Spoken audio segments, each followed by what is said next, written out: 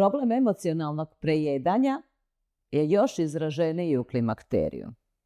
Hormonske promjene koje nastaju u klimakteriju doprinose upravo ovim problemima.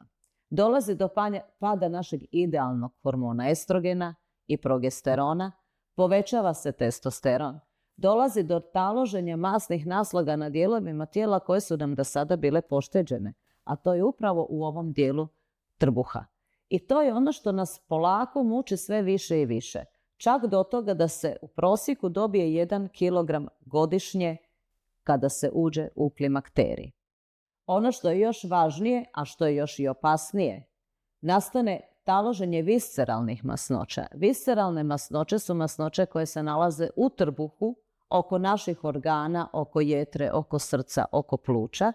I ono što je još gore, upravo ova visceralna masnoća izlučuje nepravilne hormone koji nam onda ponovno povećavaju apetit i dovode do još većeg debljanja i taloženja masnoća.